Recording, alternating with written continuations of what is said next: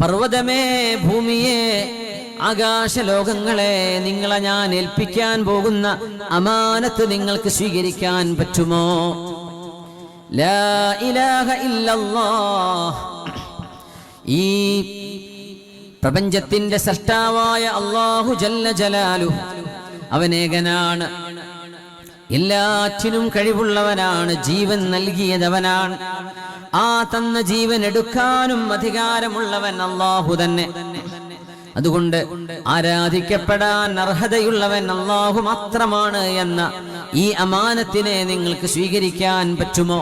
ഞാൻ പറയുന്നത് പോലെ നിങ്ങൾക്ക് ജീവിക്കാൻ സാധ്യമാണോ എന്ന് ആകാശലോകങ്ങളോട്, ഭൂമിയോട്, പർവ്വതങ്ങളോട് അല്ലാഹു ചോദിച്ചുവെന്ന് സൂറത്തുൽ അഹ്സാബ്.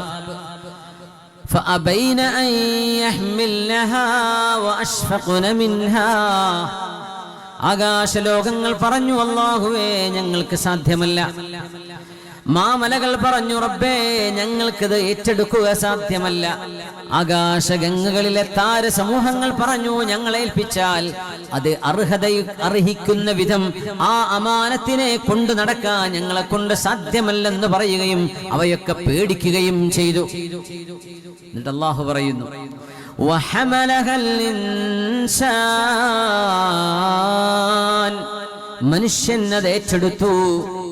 മനുഷ്യൻ പറഞ്ഞു അല്ലാഹുവേ 5 നേരം നിസ്കാരമോ ഞാൻ ചെയ്യാം, റമദാനിലെ നോമ്പാണോ ഞാൻ എടുക്കാം, സകാത്തും ഹജ്ജുമല്ലേ അതെന്നെ കൊണ്ട് കഴിയുന്നതാണെങ്കിൽ ഞാൻ ചെയ്തിരിക്കും, സത്യം പറയലും ധർമ്മവും നീതിയും സത്യസന്ധതയും വിശ്വസ്തതയുമല്ലയോ എല്ലാം ഞാൻ കൊണ്ടു നടക്കാമെന്ന് റബ്ബിനോട് വാക്ക് പറഞ്ഞ് ഏറ്റെടുത്തവനാണ് മനുഷ്യൻ.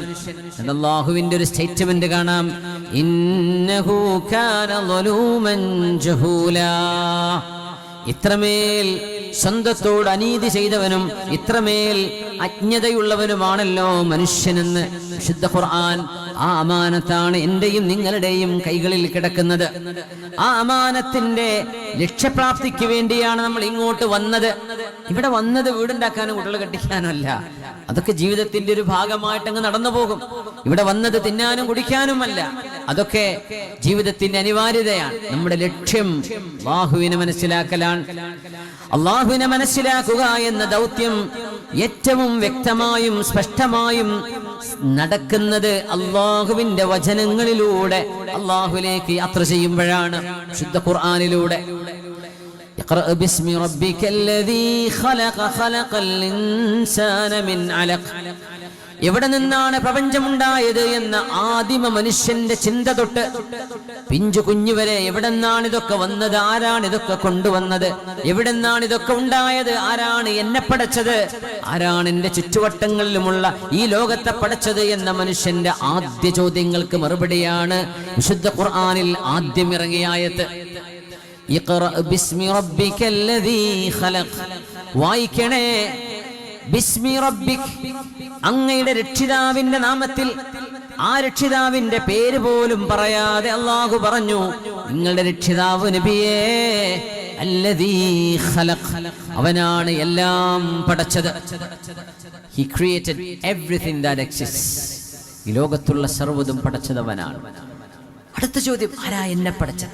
ഖലഖൽ ഇൻസാന മിൻ അലഖ്.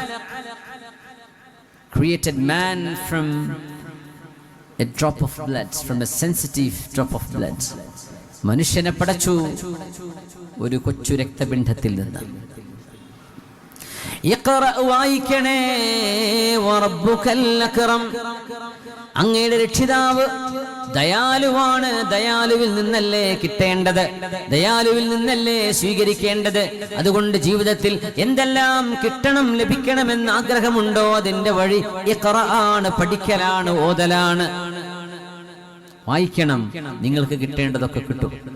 അറിയണം, പഠിക്കണം, നിങ്ങൾക്ക് ലഭിക്കേണ്ടതെല്ലാം തരാൻ കഴിയുന്നവനായ അക്രമായ അല്ലാഹു നിങ്ങൾക്ക് കൂടെയുണ്ട്. അല്ലദീ അല്ലമ ബിൽ ഖലം, എഴുതി പഠിക്കണം, എഴുതാൻ പഠിപ്പിച്ചതവനാണ്. ഇദ്രീസ് അലൈഹിസ്സലാം എന്ന നബിയാണത്രേ ആദ്യമായി പേന കൊണ്ട് എഴുതിയത്. ആദം നബി കഴിഞ്ഞാൽ പിന്നെ രണ്ടാമത് വന്ന നബിയാണ് ഇനോഖ് എന്ന് ഇംഗ്ലീഷുകാരൻ വിളിക്കുന്ന ഇദ്രീസ് അലൈഹിസ്സലാം. പേന കൊണ്ട് എഴുതാൻ പഠിപ്പിച്ചത് അല്ലാഹുവാണ്. അല്ലമൽ ഇൻസാന മാ ലം യഅലം. മനുഷ്യൻ അറിവില്ലാത്തതെല്ലാം മനുഷ്യനെ പഠിപ്പിച്ചതാണ് അല്ലാഹു. വല്ലാഹു അഖ്റജകും മിൻ ബുതൂനി ഉമ്മഹാതികും ലാ തഅലമൂന ശൈആ. You have come out of the womb of your mothers and you did know nothing. ഉമ്മയുടെ ഉദരത്തിൽ നിന്ന് ഭൂമിയിലേക്ക് വരുമ്പോഴേ നമുക്കൊന്നും അറിയില്ലായിരുന്നു. പിന്നൊക്കെ പഠിച്ചതാണ്. ഉമ്മ പഠിപ്പിച്ചു, ഉപ്പ പഠിപ്പിച്ചു, കൂടെയുള്ള ആളുകൾ പറയുന്നത് കേട്ടു. വല്ലാഹു അഖ്റജകും മിൻ ബുതൂനി ഉമ്മഹാതികും. നിങ്ങളുടെ ഉമ്മമാരുടെ ഉദരങ്ങളിൽ നിന്ന് നിങ്ങളെ ഭൂമിയിലേക്ക് അല്ലാഹു നിങ്ങളെ പറഞ്ഞയച്ചപ്പോൾ വഅൻതും ലാ തഅലമൂന ശൈആ. You knew nothing. ഒന്നും അറിയില്ലായിരുന്നു. നമുക്ക് അജ്ഞതയിലാണ് നമ്മൾ ജനിച്ചത്. എന്നിട്ട് ജ്ഞാനം നൽകിയത് അല്ലാഹുവാണ്. ആ റബ്ബിന്റെ അസ്തിത്വത്തെയാണ് സംസാരിക്കാനും എഴുതാനും ചിന്തിക്കാനും ഫിലോസഫി വായിക്കാനും സമയമാകുമ്പോഴേക്കും ആ റബ്ബിനെയാണ് ഒന്നും അറിയാതെ ജനിച്ച ഈ കുഞ്ഞായി ജനിച്ച മനുഷ്യൻ പിന്നെ നിരീശ്വരവാദം പറയുന്നത്, നിർമ്മിതവാദം പറയുന്നത്, ഇലാഹില്ലാവാദം പറയുന്നത്. എത്ര വലിയ അനീതിയാണ് മനുഷ്യൻ പടച്ചവനോട് ചെയ്യുന്നത്. എത്ര വലിയ അനീതിയാണ്. മൂസ നബി ചോദിച്ചു, അല്ലാഹുവേ ഒരു കാര്യം എനിക്ക് നിന്നോട് ചോദിക്കാണ്ട് റബ്ബേ. It's one and only request. എന്താ മൂസ നബിയെ? പറഞ്ഞോളൂ. അല്ലാഹുവേ എന്നെ ഒരുപാട് ആളുകൾ കളിയാക്കുന്നുണ്ട്. നിന്നെക്കുറിച്ച് ഞാൻ ആളുകളോട് പറയുമ്പോ ബനൂ ഇസ്രായേലുകളിലെ ഈജിപ്തിലെയും സീനാ മരുഭൂമിയിലെയും എന്റെ ശത്രുക്കൾ എന്നെ കളിയാക്കുന്നുണ്ട്, പരിഹസിക്കുന്നുണ്ട് റബ്ബേ.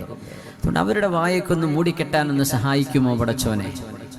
അവരോടൊന്നും എന്നെ കളിയാക്കരുത് എന്നൊന്ന് പറഞ്ഞേക്കണേ. അല്ലെങ്കിൽ അവർക്ക് കളിയാക്കാനും പരിഹസിക്കാനും സർക്കാസം ചെയ്യാനും ഒരവസരം കൊടുക്കാതെ നീ എന്നെ ഒന്ന് സഹായിക്കണേ എന്ന് ചോദിച്ചപ്പോ അല്ലാഹു ജല്ല ജലാലു സയ്യിദുനാ മൂസ നബി അലൈഹിസ്സലാമിനോട് കൊടുത്തൊരു മറുപടിയുണ്ട്. മൂസ നബിയെ, ഞാൻ എനിക്ക് വേണ്ടി പോലും എൻ്റെ സൃഷ്ടികളോട് ചെയ്യാത്തതാണോ നിങ്ങൾ എന്നോട് ചെയ്യാൻ പറയുന്നത്?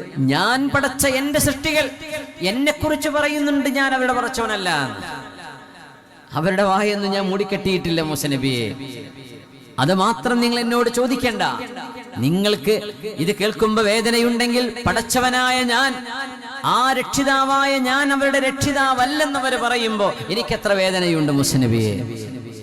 അതുകൊണ്ട് ഇത് കർമ്മങ്ങളുടെ ലോകമാണ്. ഇത് ശിക്ഷയുടെയോ രക്ഷയുടെയോ ലോകമല്ല. അത് ആഖിറമാണ്. ഇവിടുന്ന് കർമ്മങ്ങൾ ചെയ്യാനുള്ള സർവ്വ പൊട്ടൻഷ്യലും എല്ലാ കഴിവുകളും നമ്മൾ കൊടുക്കും മനുഷ്യർക്ക്. അങ്ങനെ നമ്മൾ നോക്കുകയാണ്, വീക്ഷിക്കുകയാണ് അവരെന്തൊക്കെയാണ് ചെയ്യുന്നത്, എവിടെയൊക്കെ അവർ പോകും, എന്തൊക്കെ അവർ പാടും, എന്തൊക്കെ അവർ പറയും, എന്തൊക്കെ അവരെ സംവിധാനിക്കും, എന്തൊക്കെ ചിന്തകൾ, വിഷവിത്തുകൾ അവരുടെ കലകളിലും സാഹിത്യങ്ങളിലും എഴുത്തുകളിലും സിനിമകളിലും കുത്തിക്കയറ്റി മനുഷ്യന്റെ മനസ്സിനെ മലിനമാക്കാൻ എവിടം വരെയൊക്കെ അവർ പോകുമെന്ന് നാം നോക്കുകയാണ്. മൂസ നബിയെ നോക്കണേ, എത്ര വലിയ ധിക്കാരമാണല്ലേ മനുഷ്യൻ അള്ളാഹുവിനോട് ചെയ്യുന്നത്. അള്ളാഹു നമ്മുടെ പടച്ച രക്ഷിതാവ് എന്റെ രക്ഷിതാവല്ല എന്ന് പറയുന്നത്, ഉദാഹരണം സ്വന്തം ഉമ്മയോട് നിങ്ങൾ എന്റെ ഉമ്മയല്ല എന്ന് പറയുന്നതിനേക്കാളും ഗൗരവമല്ലേ അത്? ഉപ്പയോട് നിങ്ങൾ എന്റെ ഉപ്പയല്ല എന്ന് പറയുന്നതിനേക്കാൾ. ഒരു കുഞ്ഞ് മാതാപിതാക്കളോട് ഇങ്ങനെ ഒരു വർത്തമാനം പറഞ്ഞാൽ അതുണ്ടാക്കുന്ന ആഘാതം എത്രയാണെന്ന് ആലോചിക്കുമ്പോഴറിയാം. ഇതൊക്കെ പടച്ച ഖാലിഖായ അല്ലാഹു, ഇഖ്റ ബിസ്മി റബ്ബിക്കല്ലദീ ഖലഖ്, read in the name of your lord who created. എല്ലാം സൃഷ്ടിച്ചത് അല്ലാഹുവാണ്. ആ പടച്ച തമ്പുരാനെ കുറിച്ച് അജ്ഞാനം പറയുന്ന, ഇല്ലാത്തത് വിളിച്ചു പറയുന്ന, ആരോപണങ്ങൾ ഉയർത്തുന്ന, കളിയാക്കുന്ന, പരിഹസിക്കുന്ന മനുഷ്യന്റെ ധാർഷ്ട്യത്തെക്കുറിച്ച് നിങ്ങളൊന്ന് ആലോചിച്ചു നോക്കണേ. ഇവിടെയാണ് ഖുർആൻ മനുഷ്യന്റെ പരിഹാരമായി അവതരിക്കുന്നത്. ബിസ്മില്ലാഹിർ റഹ്മാനിർ റഹീം.